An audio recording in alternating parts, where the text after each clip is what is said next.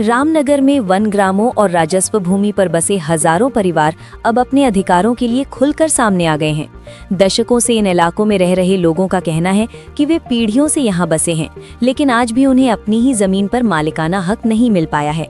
इसी मुद्दे को लेकर पूर्व ब्लॉक प्रमुख संजय नेगी ने पदयात्रा और आंदोलन का ऐलान किया है।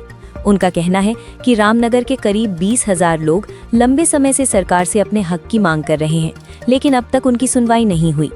संजय नेगी ने आरोप लगाया कि सत्ता में बैठे जनप्रतिनिधियों ने इन लोगों को सिर्फ वोट बैंक की तरह इस्तेमाल किया है। उनका कहना है कि वन ग्रामों को राजस्व ग्राम का दर्जा देने का मुद्दा वर्षों से लंबित है, जबकि कई बार चुनावी मंचों से इसके वादे किए गए।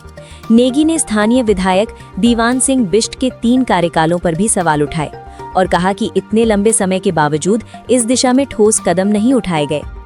आंदोलनकारियों ने साफ चेतावनी दी है कि अगर मार्च तक वन ग्रामों में बसे लोगों को मालिकाना हक नहीं दिया गया तो रामनगर तहसील परिसर में आमरण अनशन शुरू किया जाएगा।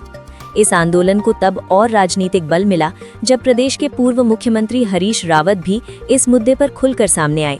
उन्होंने सरकार पर आरोप लगाया कि गरीबों को जमीन से बेदखल करने की कोशिश की जा रही है। हरीश रावत का कहना है कि टोंगिया गांवों, खातों और चालों में रहने वाले लोग अतिक्रमणकारी नहीं बल्कि राज्य के मूल निवासी हैं, जो दशकों से इन इलाकों में बसे हुए हैं। उन्होंने ये भी याद दिलाया कि 2016 में उनकी सरकार ने इन लोगों को मालिकाना हक देने का संकल्प लिया था, लेकिन वर्तमान सरकार ने उस दिशा में कोई ठोस कदम नहीं उठाया। पूर्व मुख्यमंत्री का कहना है कि जब तक मालधन, बिंदु खत्ता और पूंछड़ी जैसे क्षेत्रों के लोगों को कानूनी अधिकार नहीं मिलते, तब तक ये आंदोलन जारी रहेगा।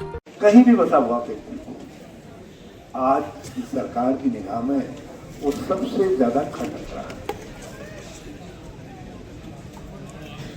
होना तो ये चाहिए था कि राज्य जितना मजबूत होता,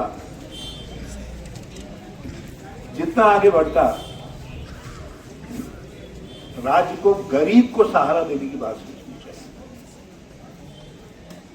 उनको कहना यह चाहिए था कि तुम इस जमीन में बसे हो, लेकिन ये जमीन पर तुम अच्छी छत बना लो, मकान बना लो, उसके लिए हम तुम्हारी आर्थिक सहायता, तुमको बिजली देंगे, पानी देंगे, तुमको।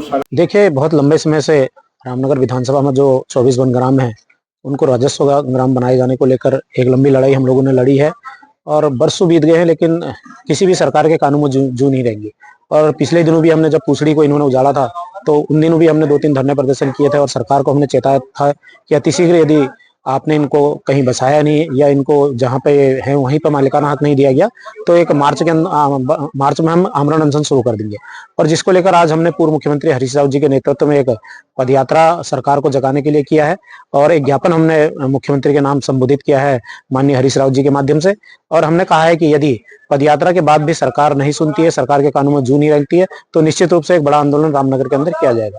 देखिए, जब जनता ने जिसे चुना है, विधायक बनाया है, सांसद बनाया है, वो जिम्मेदारी से इस काम को नहीं करेंगे, चाहे वो सांसद बलूनी हो, चाहे वो स्थानीय विधायक दीवान सिंह बिष्ट जी। दीवान सिंह बिष्ट जी का 3रा टर्म है और 3रे टर्म में भी उन्होंने आज तक जो विधानसभा में ये आवाज नहीं उठाई।